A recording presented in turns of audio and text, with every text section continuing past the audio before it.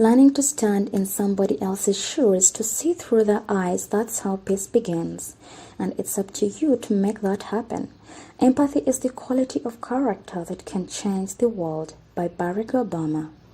Mr. Mugenyi Justus Kizito, a fourth-year medical lab science student at Mb'ra University of Science and Technology and the current guild president at MAST, secured 49 votes in the NOP primaries, that is National Unity Platform, and finally 1,767 votes in the final competition in the final election.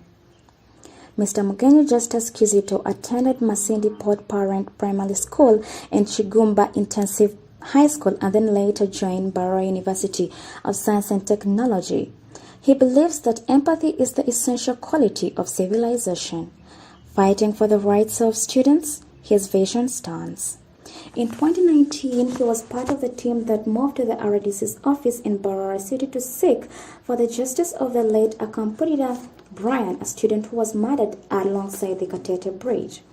In March 2021, he joined the peaceful demonstration in the struggle for the students to have classes, demonstrating over the dissatisfaction with the ongoing industrial action taken by the public university staff across the country.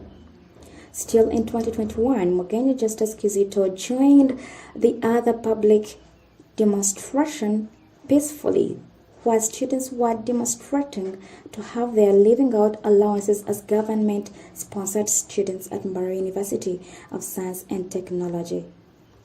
Mugenyi Justus Kizito has joined most of the activities within the universities to show the passion and the heartfelt love for the students. Let's get into the story and get to know more about his vision, mission, and what he's to address today. The time is 11 a.m. and it is the 12th of February 2022. Still on your show. Overwhelming, but that alone is a clear glimpse of how students are so much desperate and how much students have been longing for that thirst. The thirst for change and the thirst for having leaders who better represent them is what really showcased on that day. So I do believe, yes, there's so much expectant, and I shall surely do my best. Wow. Mr. Mugenyi Justus Kizito is the current guild president-elect at Mb'ra University, and him coming here in the show, I am hosting someone big. Yeah, and Mr. Mugenyi, how was the race? How was the competition? Well, the competition was, of course, to me it wasn't that intense, but of course, like, you never know what may come out. Of course, there has been those ups and downs, those hiccups and so on, but we found ways of overcoming them. It was not so much intense that as I expected. Yes, we had other candidates, but they didn't, at least to some extent, make me feel like we are losing this. It was intense, but we knew we were winning. That I worked for. I literally came here since 2018, so it's something that I've been building since day one. Okay. People came and left, those that I've been building with, but I still remained, and I was so much passionate about what I wanted. I worked for it. It's not something that came so easily. I really worked for it, and everyone you meet was like, you deserved it, you deserved it. Why? Because of what I've been doing. I've not been in any leadership position before, but the things I've done, I think one of the person told me, the little you have done, I think is already, the little you have done is already enough. It's already enough for us. Just we are appreciating you. So that's what actually made me get that landslide victory. I really prepared for it. It's not something that came so easily. I worked for it. There are very, very many things. As we continue, I think you will get to know much about it. Okay, Mr. Mugenyi Justus, as you prepared for the race, you've been preparing. I think since your year one, you had strategized. You already knew what you would love to contest for.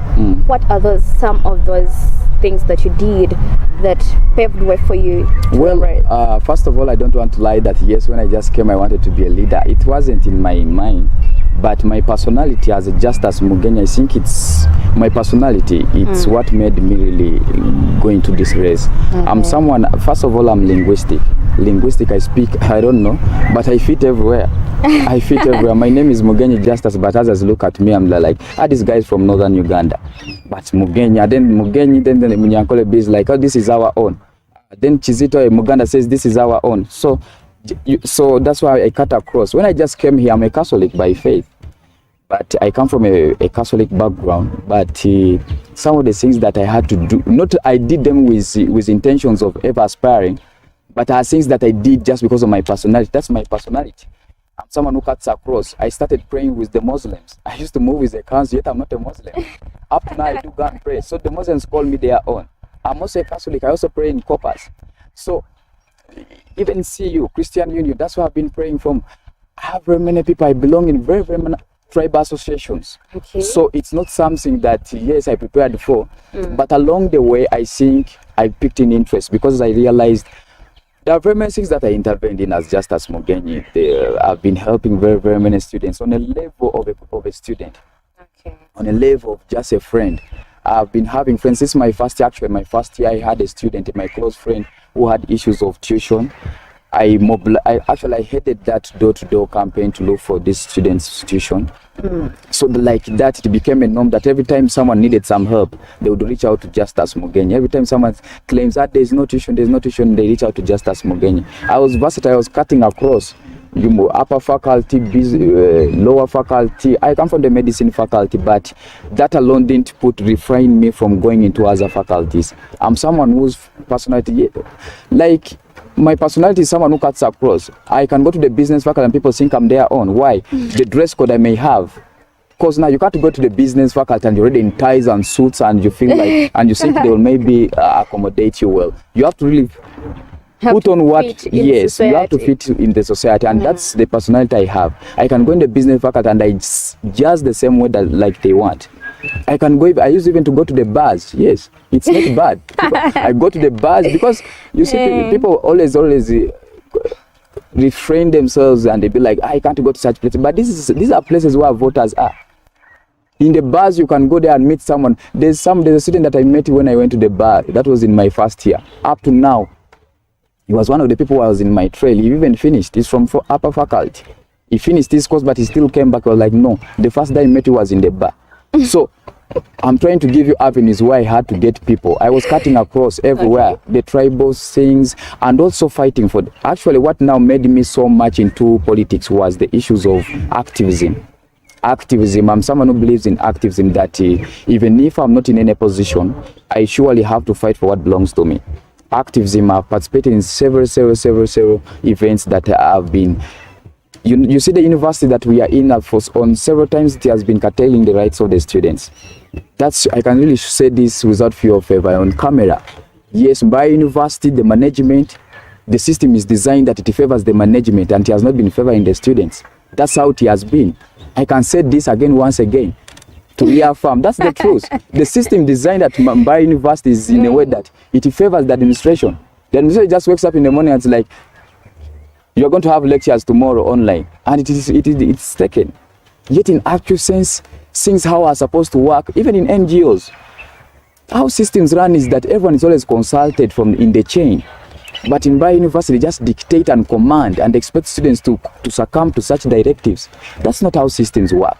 So I've been so much involved because I know I've been affected personally. I've witnessed and I've evidenced how a student has been oppressed. And on several times I've been involving myself as a concerned student. Actually, I've never been a class president, not even a GRC. Sure. Yeah, I've never been in any of those positions. You've never been a leader? I've never been in any position, not even a class president. But like I told, did that start with university or? But of course, there are those of high school of you were this and this, you are head monitor. That I remember in P5 as if I was a head monitor. But those, I mean leadership sort of things. Okay. So activism is really what I stand for. And if at all, because on several occasions you have seen whereby when our leaders try to demand for something, to advocate for something, and when they fail, they come back in their comfort zones. And that's how the norms has been. That the university management is very, very much comfortable that, yes, even if they come and demand and we fail to give them what they want, they will still go back and stay. Of which for me, I believe it's not the right way. When you try the rightful means and things fail, there's activism. You are the minister of gender, and even in women, we have women activism. where women fight for their rights. It's a right, it's in the constitution. In climate change, there's climate change activism. So I do believe even students, there's what they call students' rights activism. Activism is when you fight for your rights. What's wrong with me writing my demands that I want on a manila paper and I move around in the press just to showcase or maybe to send my grievances to the concerned people? So it's not that, of course, people have been having different perceptions of Justus, where and so on, but to me it's activism. The plan B that I've been talking about is activism. So those are the things that made me, people are this an extent that were like, why don't you just come as a guild president? I personally didn't have it in mind. But I reached a moment and I was like, no, let me go for this position. Why? The leaders that we have been having had always failed to execute their mandate. When did you get that? The interest, that was in my third year. My third year, I think, before the first lockdown. Before the first lockdown, I really picked interest because there are things that were unfolding during that time. And I really felt so bad because I was personally affected. You come to campus from home, this hard-earned money from our parents. A parent goes and sells tomatoes on the streets. A parent goes to the garden to dig just to raise tuition. And when such a parent pays such money, expects his or her children to come to campus and study. But you come and spend some good time without studying. Just because lecturers are striking for their selfish interest. That can't be tolerated, honestly. Because by that time, lecturers were striking for their selfish interest just because the salaries were not increased. Just that. How is that concerning a student? And by that time, even a semester had to be extended to 1 month. And when you try to plead home that maybe send me accommodation, maybe feeding fee, someone says, I'd planned for this. So these are the double standards that people don't have to weigh. I realize that the leaders who are meant to at least fight or advocate for the interests of the students who are instead defending the directives from the administration, which is not the right way. And that's why I picked so much interest, because there are offices that I used to go to and then they bounce you. You go in the vice chancellor's office, the deputy VC's office, and they'd be like, who are you? And then you'd be like, I'm Justus. Who is Justus? I'm the concerned student. Concerned student, you have leaders, you go back. So we failed. Of course, the offices I used to access and they used to help me. There's one of the staff that at least I will always appreciate. I won't mention his name in camera, but he has been so good. Every time I have issues that disturb me, I go to him and explain to him, and he understands. I remember even actually when we just came from that first lockdown, we had students, about 80-something students who had cleared tuition. I wrote to them, I was like, allow the students. We are from the lockdown. These are unprecedented times. At least allow the students sit for the examination. They allowed them, but it told me, it's not allowed to do it open because many will default. But we had to make the students pass from the ground. So that's how far I came from to really pick interest. I was like, no, if I have the powers, I don't think I would even have to be violent to advocate for the rights of the students. If I have the powers as a guild president, I think things will be smooth.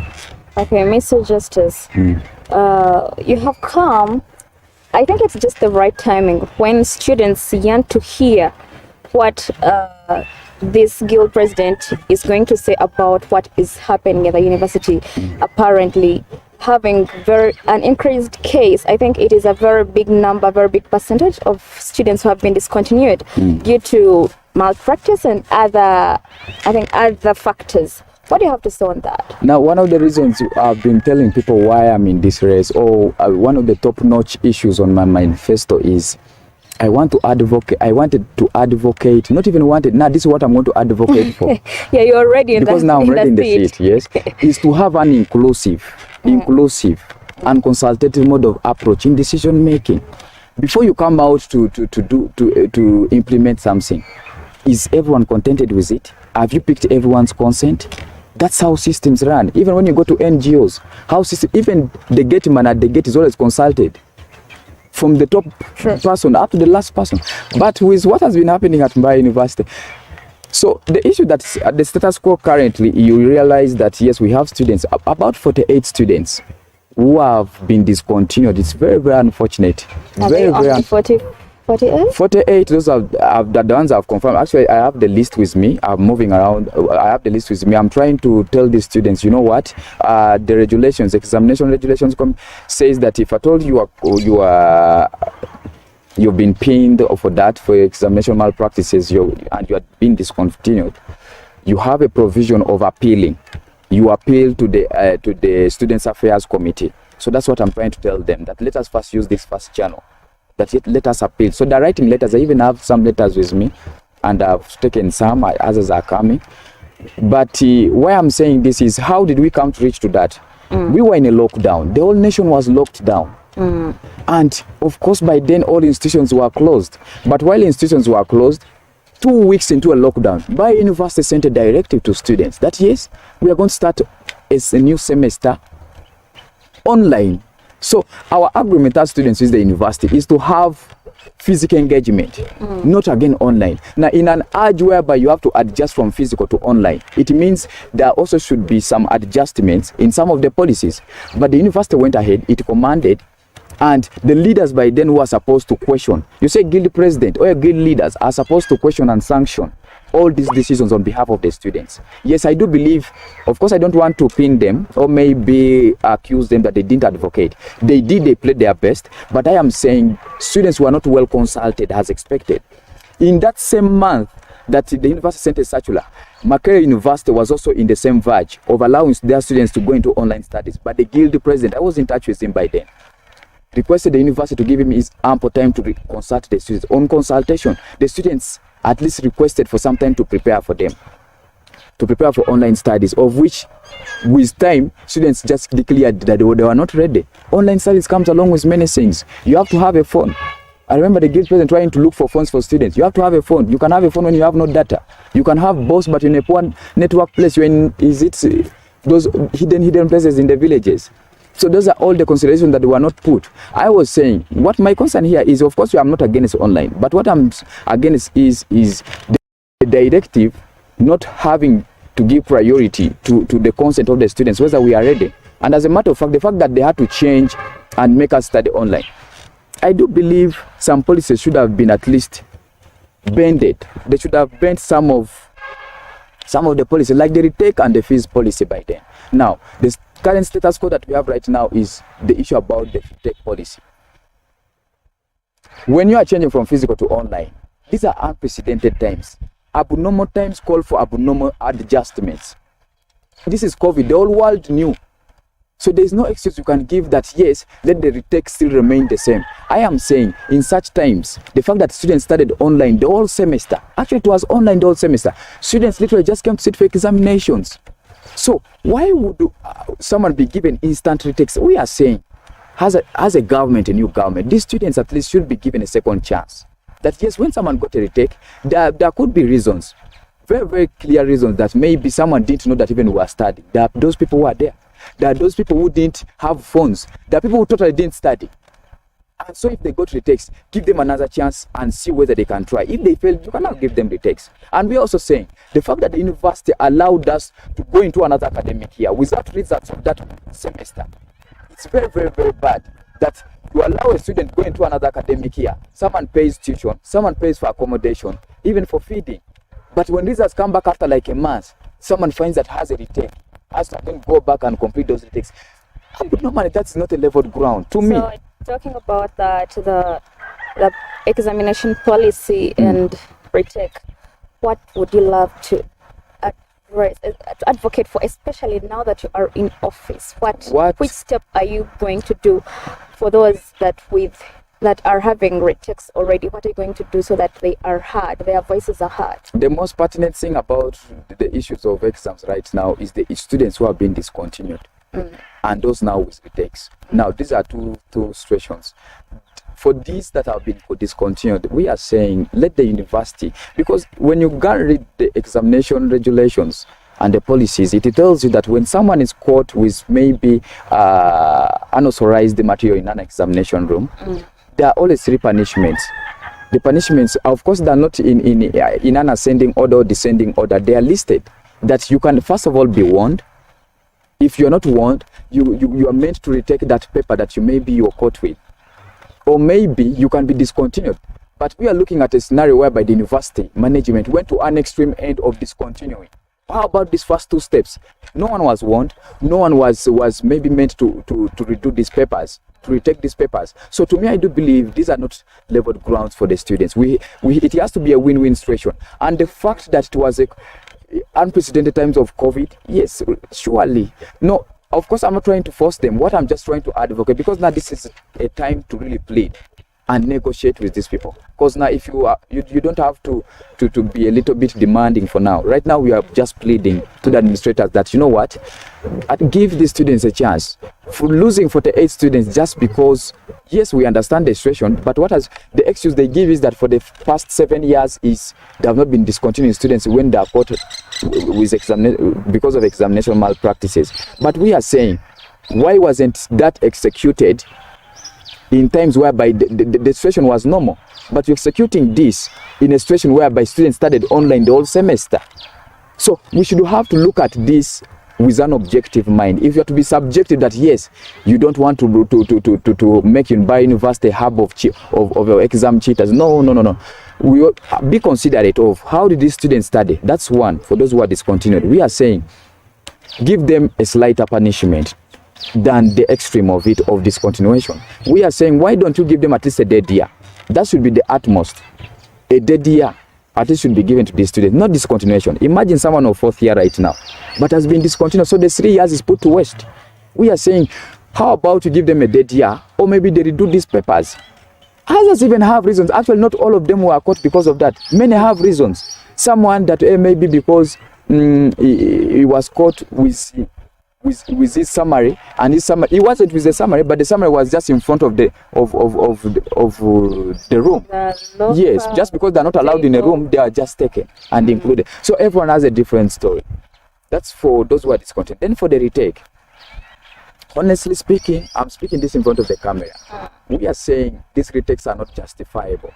The retakes are really not justifiable. The retakes that were gotten in the previous semesters where students studied online, they are not justifiable. We really condemn that. Because actually even right now we have students whose results are changing in the portals. Someone had a B in the first provisional results. The results again are changing, someone gets a retake. Like, we are not possible. Yes, it's possible. Things are happening. Students, I've got around 3 students who are complaining that the first results came, he had a B+. Again, results have come, he's getting a retake, a RTK. So, where is the justice here? The retakes that were gotten for those semesters are really not justifiable.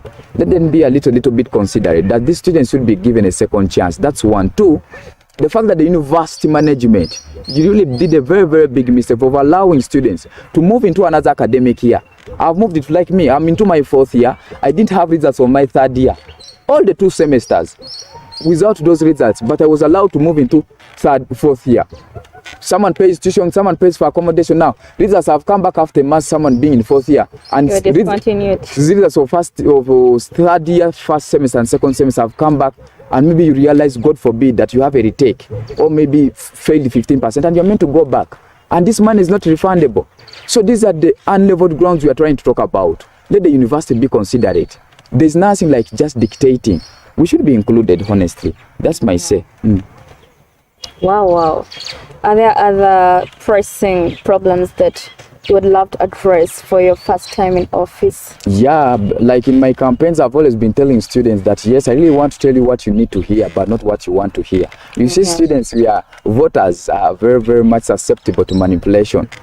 They're always taken up by perception and deception, what they see and what they someone comes and speaks so nice English, very those extravagant fancy English words, and you realize that someone is really convincing. But I've been here for the past years. Actually, it's not all about the English. It's not about that. It's not all about even talking about the manifestos. These are actually manifestos are things I've been seeing people in my first year when I just came here. There are things that were being talked about and have again come back in these elections. So manifestos are recaps of the failed solutions. Things that the previous aspirants have been talking about, but they have never fulfilled them. So to me, recapping such things, it's actually manipulating voters. And that's why I went to the voters. I was like, you know what? I'm here to tell you the simple basics that I can do when I'm in office.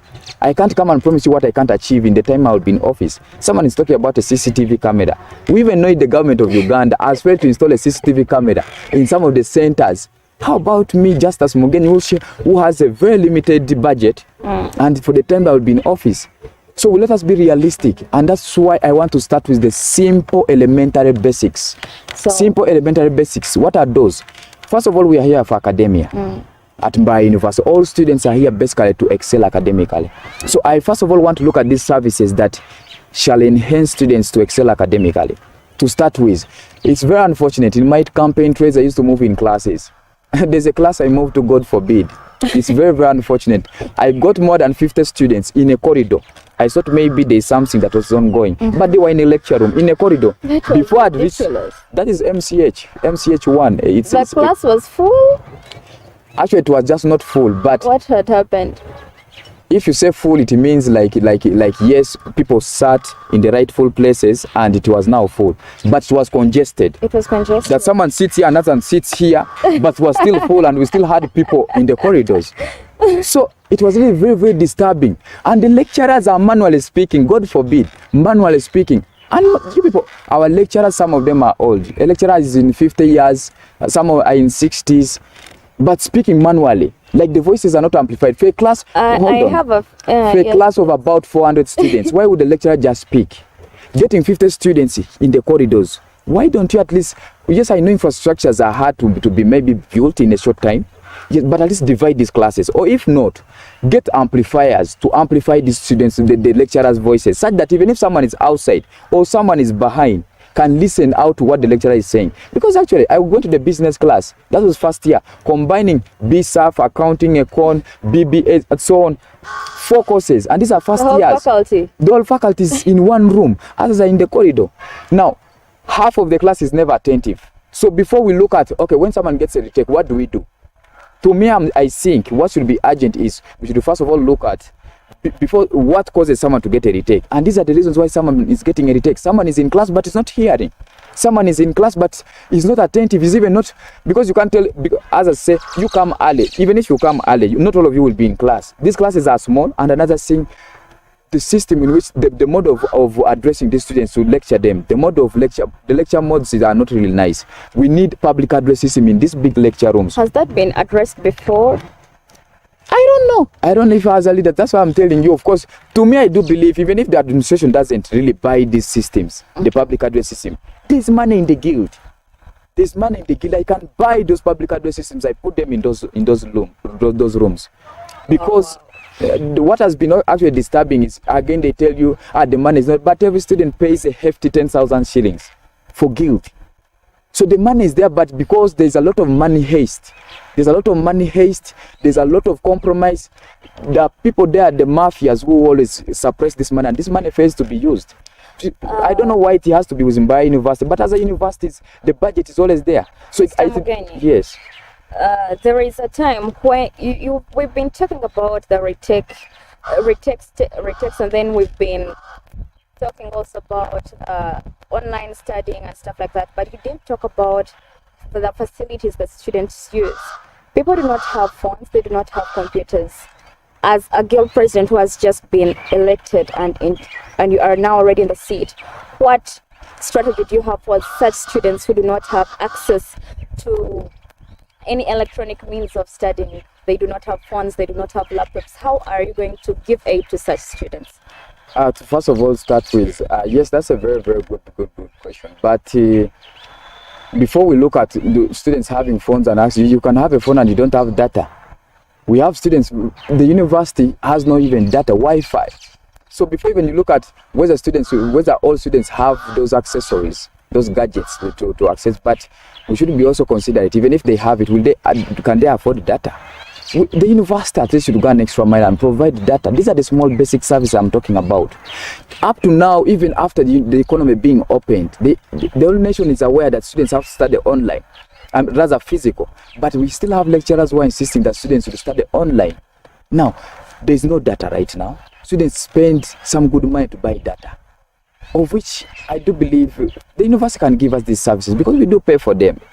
It really has to treat students like clients. When a client pays for a service, a client expects services in return. When I pay my functional fee, which is broken down into all those services, I should expect services in return. So, about the issues of students maybe who don't have, let us also first cater for those who have and are not accessing. Yes, let us also first cater for those. But for those of which, to me, I do believe it's a very, very minimum number. It doesn't have to be actually laptops. To me, I think the basic is phones. It has to be a phone that I can have a phone and I still do what a person who has a laptop can do. I can read using my phone. So as a government, of course, it's all about we can lobby. We can lobby, and the previous government did that. They got for students' funds. I don't think it's so hard to really lobby for them, because yes, I don't want to lie that yes, it has been in my manifesto, because to me, what was in my manifesto is for now. What about for those who have? Are they accessing data? Yes, but we can lobby actually for them. All right. Let's just go for the short break. Still with your lady, the host, Bridget Cementa, on Youth Feedback. You're watching H.E TV, empowering you. All right, welcome back from that short break. Still with your host, Bridget Cementa, on Youth Feedback. Back to our girl president, Mr. Mugenyi Justus Kizito. It has been troubling me. I wanted to know, why NOOP? Why come under NOOP?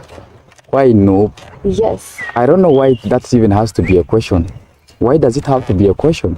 And when someone comes under NRM is not questioned, or maybe when someone comes under DP or UID is not questioned.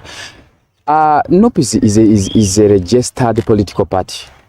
It took part in the national elections, just the recent elections. So I don't know why it should be actually a notion that why NOOP.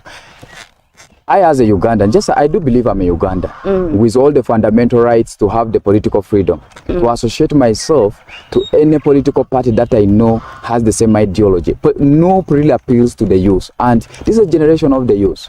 This is more than 50% of Ugandans are the youth. And in the university that I really wanted to lead, this is where the youth are.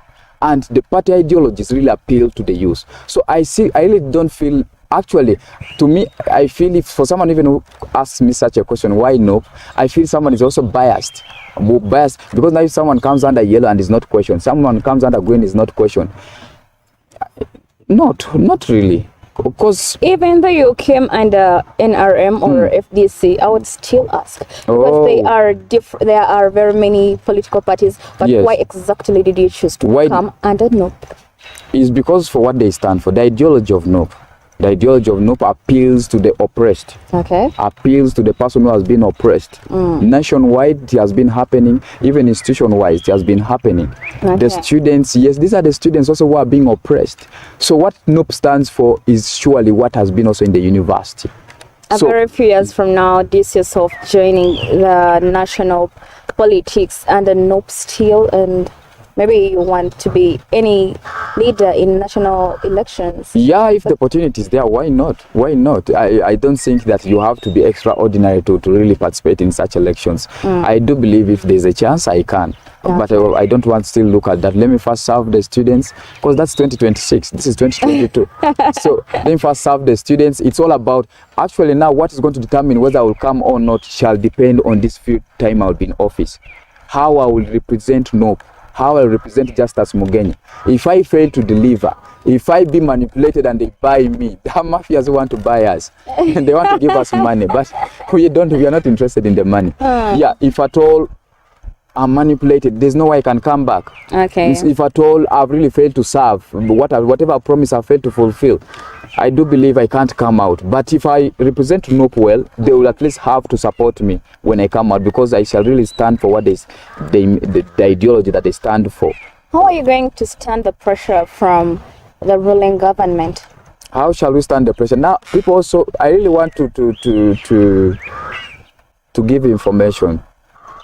Pressure from the government. You mean in the institution that I'm in? The current regime, the current government. Oh, the current, yes, of course, the intimidations. Because you'll be you might be intimidated here and there. I've ever been intimidated, but of course, like I said, of course, it doesn't have to be on a small on a silver plate. You won't get everything smoothly. You really have to fight for something. And not everyone who is in the ruling government is intimidating us. There are people whom I know who are in the administration. There are people who I know who are in the ruling government. But just because of course, the attachments that they have that are inevitable, they can't leave the ruling government. But these are people who have been supporting us. There are people in the administration that I know who have very, very big positions. They be like, what you're standing for is right. What you're standing for is right. So I don't believe that, yes, there's any amount of intimidation that shall make us really fail to fight for what we want. I do believe everyone is at least seeing the rightful thing. Yes, we are intimidated by the government and so on. the monies that they offer. There's one person who called me, I remember, before we were nominated. I was like, you know what? I don't know wherever I called from, but he told me his name was John something. I tried to trace the number, it failed to give me the details. And I was like, okay, well, let's meet up. I have some good amount of money. I really want you to come in yellow. But why do you have to buy someone? Actually, I went to NOPE not because they called me. I personally went to NOPE. I personally went for the flag, and that's why you see NOPE had 2 candidates. You see, we don't have to live that in that world of denial, self-denial. We should be realistic enough. 2 people aspired for the same flag, and at least we had to second one. Now, 2 people, while other parties were trying to even look for people to come and raise their flag. So it gives you a clear picture of what we are in. Okay. You have talked about, I love the courage. And by you're trying to be, you're so much afraid of how are you going to handle the administration with that kind of opposition. Now, I really want to make this categorically clear. I also wanted to ask you that. Not that I am intimidated, no, but I'm just curious. I just want to know. How? The how because part that of it. how is very necessary. How? Because right now you are so much into opposition. And actually, according even to what we've been talking about here, I see that you are so much into opposition, even when it comes to the university. Now, to the administration, how will you handle that? First things first, I first of all want to tell everyone clearly that whoever is watching, that we are not all of opposition. We are not opposition. It's not that we are violent as people perceive. We are really very, very, very good people to work with. Surely, if there's any regime that the administration is going to feel nice working with, is Justus's regime. Why? Sure. Very, very sure. Why? It's because we are very, very much accommodative. You're raising our expectations so high. No, like they should be very, very, very much desperate. Actually, they should have been desperate to work with me. Why? Because I'm that person that they're going to work with so easily. But like I said, we shall always have that maximum threshold whereby we can't exceed. We shall have all the... Actually, I'm very, very good at negotiating. I'm very, very much diplomatic. I shall use all the rightful means, all the rightful means to achieve whatever I want. But like I've been saying, we shall have a maximum threshold whereby we can't exceed for as long as we are pressed to the walls, which has been happening. You negotiate with this, but they make it become a norm. It becomes, I think, a movie to them. That yes, it's now nice. Let us negotiate, continue. Why would you, for God's sake, why would someone take 13 weeks, so rather 13 meetings, negotiating over the same issue without a single resolution? Honestly speaking, and you tell me you have no option. I really want the university. What I want to caution the university is they should give priority. They should give urgency and some sort of courtesy and respect to issues that affect students. If there are issues that are affecting students, they shouldn't have to take so much long to be addressed to. They should give them the urgency and the courtesy that they deserve. If students maybe have issues with their portal and so on, maybe lecturers are not teaching, why would you have to take 6 weeks for heavenly sake? 6 weeks. We are saying we are going to work with you very well. Actually, me, I don't believe in issues of being at loggerheads with the administration. No, it's not right. Because at the end of it all, we surely need these people. Okay. We surely need these people, but we are saying, I can clearly say this, we won't be so much pressed to the walls. We won't, honestly. But we shall work with them very, very peacefully. They shouldn't be intimidated. They shouldn't be thinking that we are violent. We are not violent. We are just demanding for the rightful things. People are not informed. Students are not informed. And that's how they've been manipulating us and taking advantage to that. Students are not... There's a lot of things that is transpiring in the institution. But just because students... You see, it's a University of Science and Technology, and you know how doctors be. Doctors and the medical students. They concentrate so much into their books. There's a lot of hidden information that they don't know, which they're entitled to. And that's why the admin has been using that to manipulate them without their knowledge, because they don't know anything. You see, if you're not informed, information is power. Information is power, I can surely tell you. Okay, when you're informed. That is it too. Yes, when you're informed, at least you can have a baseline. Someone can't manipulate you. It's just like when you go to a shop and you know this shirt ranges between 25 to 30. If you know it, even if someone tells you 100,000, you will deny. But if you have no idea about maybe the price range, someone can even tell you 200. Just because you are naive, you will pay 150. Now that's information, and that's how students are manipulated. And so it makes us speechless. So oh my god. Anyway, we are waiting to see how the whole game will be played with the no party, with the university administration, and with your seat as guild president. Now let's just go a bit to the national issues. Apparently we've been having this issue of the Ugandans, our dear Ugandans, disappearing, being tortured and being humiliated and violated. What is your say about that? Well, first of all, it's very, very unfortunate for such things to happen in a country that people say, yes, there's freedom and so on. Because I see in the previous sitting, the different MPs, especially the opposition, they were not happy about that. So now it leaves us, we do not understand, it leaves us in the box whereby we want to know exactly what is to happen to our Ugandans, who are they, and what can be done. Just as a leader now, you must be having thoughts about that, because now you are a leader, and being a leader of a very big institution, we know that you are visualizing at greater things for the nation. Well, first of all, I condemn such acts. Like in a country that they say there's freedom of speech and so on, there's freedom of expression. Just of recent, recall how someone was tweeting, and the Kakwenzi, is it Kakwenza or Kakwenzi, something of that kind. And after some weeks of being detained in unknown places by unknown people, the previous days there's a clip that moved around when they were trying to showcase his back, having wounds, and then plus those ones who are really getting lost are being. Yeah, of course, it gives you a clear picture of the country we are in.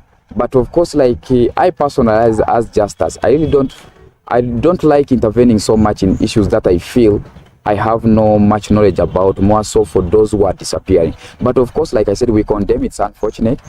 But if you're to be very, very much keen, you realize that the most people who are being affected are people who are affiliated to the opposition. People, yes, who are maybe NUP, FDC, and so on, are people basically who are getting lost. You hear, hey, this person was in NUP and so on is no more, it can't be seen. Of course, to some extent, of course, the people who are doing such, they have the power and they have the resources to do all those. But it's really very much disturbing. I can't really have a say that this is what we should do. But as Ugandans, me, I as a Ugandan, as a leader, as Justus, I feel like we as Uganda, it's upon us to come up and make it's a courtesy call to us, the Ugandans, that we have something that we can change. It's us. There's nothing that shall come for us. It's us to come up and say, no, this is wrong. It's us, and it's us to come out and clearly state that, because now, yes, what I know, like for my party, we have the lawyers who have been following up these cases. You like you have said, the leader of opposition, there's a time question while in the floor of parliament. But the government we are dealing with, things are going to be delayed. These are people who are being incarcerated and maybe beaten and so on. The process is going to be delayed as you follow the lawsuit. Things are taking so much long. But what is the best remedy we can do to this? We should. I surely don't know what I can talk about the issues of security in the country. Surely, as me, I can't have a say about it. But it's very, very bad. Okay. As that is being a very broad aspect to cover, but hopefully the insecurity that is within this society of ours as Mb'ra University, it will be worked upon. It will be solved. The insecurity. Because we've had very many students being, I think they are just, I don't know what happens. I don't know whether they're even abducted, but they are beaten up almost, especially in these other areas up here. Is it, I don't know, the side of Tankhill? Yeah, dozens of Boma. You've forgotten one of our colleagues who passed on. Oh, yeah, one was also killed. It's very unfortunate. Actually, the country lost some manpower. This was a resource. But the issues of security from Mb'ra University, I as Justus, I do believe, as a university, we can liaise with the security around. It doesn't have to be the initiative of the guild president that, yes, it's me now going to deploy. We can work basically with the local councils around. Like, for example, I'll give you an example of Ukash. Cash is a village of its own. And I do believe there's a local council committee. And in this local council committee, there are defense secretaries. These defense secretaries are really have the powers to go and at least get security that can move around and have patrols around these places. We can liaise with this. So that is one. Two, like cash, basically cash can be, because it's near here. We can liaise with these corporate companies. We have corporate companies. Cash has a cashier. It has Pepsi Cola company around here. You can liaise with these people and at least they can install these lightings. These security lights. It has been said around. before. It has been said before, but it's all about combined efforts of, is it only the guild president advocating for it? Because as a guild president, they can have powers, but there's where they stop.